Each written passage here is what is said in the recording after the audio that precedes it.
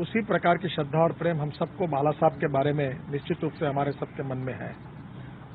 महाराष्ट्र में भारतीय जनता पार्टी और शिवसेना युति होने के बाद बाला साहब के नेतृत्व में हमने महाराष्ट्र में शिवशाही की सरकार लाई थी।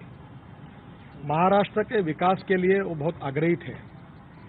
मुझे बांधकाम मंत्री बनने का सौभाग्य मिला, मैं पब्लिक वर्क्स मिनिस्टर बना और बाला साहब का सपना था कि मुंबई और पुणे के बीच में एक एक्सप्रेस हाईवे निर्माण हो और मुंबई में 55 उड्डान पुल की योजना को भी उन्होंने समर्थन किया और वर्ली बांद्रा सी लिंक प्रोजेक्ट ये भी उनके आग्रह का प्रोजेक्ट थे।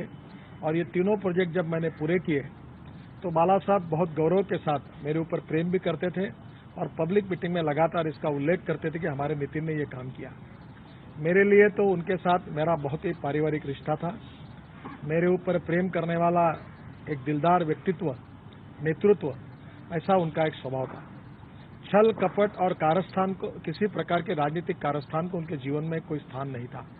जो उनके दिल में रहता था वही बात उनके मुंह में रहती थी और बहुत ही स्पष्ट रूप से अपनी बात को कहते हुए कभी हिचकिचाते भी नहीं थे।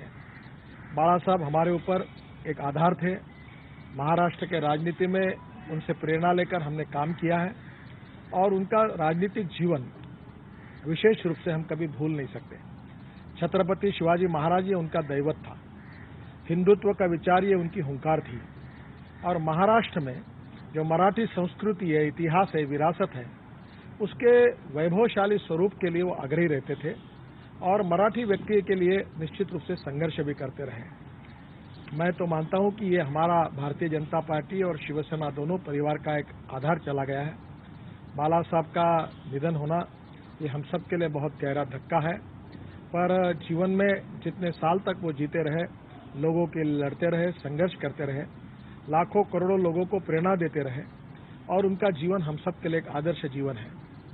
एक व्यंग्य चित्रकार के रूप में, एक लेखक के रूप में एप्रोप्रिएट टाइम पर प्रेजेंस ऑफ माइंड क्या रहता है इसका परिचय अनेक बार उन्होंने दिया और राजनीति का कोई भी स्थिति आए उस समय उन्होंने छोटी सी टिप्पणी से पूरे देश को प्रभावित किया। उनमें बोलने का भी कसब था, प्रेजेंस ऑफ माइंड था और विनोद की बुद्धि थी और उसके भरोसे उन्होंने मार्मिक के द्वारा, सामना के द्वारा लोगों को एक प्रेरणा देने का कार्य किया। मैं मानता हूं कि बाला साहब का ये निधन व्यक्तिगत रूप से मेरे जीवन की भी बहुत बड़ी हानि है और जहां तक भारतीय जनता पार्टी और शिवसेना ये हमारी अलायंस है, हम लगभग एक मिलकर काम करते थे, एक मिलकर लोकसभा विधानसभा का चुनाव लड़ते थे और बाला साहब के नेतृत्व में, मार्गदर्शन में हम चुनाव जीतते थे। ऐसे बाला साहब आज हमारे बीच में नहीं है। ये भारतीय जनता पार्टी और शिवसेना दोनों के लिए बहुत बड़ी हानि है। मैं भगवान से यही प्रार्थना करता हूं कि उनकी आत्मा को शांति मिले और जिस महाराष्ट्र में छत्रपति शिवाजी महाराज को अपना दैवत मानकर, एक महाराष्ट्र ने ही तो देश में एक शिवशाही की स्थापना होनी चाहिए। आदर्श राजा कैसा, तो छत्रपति शिवाजी महाराज जैसा, ये वो कहते थे। ये उनकी जो उनका सपना था, ये अगर हम सही अर्थ में पूरा करेंगे तो मुझे लगता है कि उनको सही श्रद्धांजलि होगी।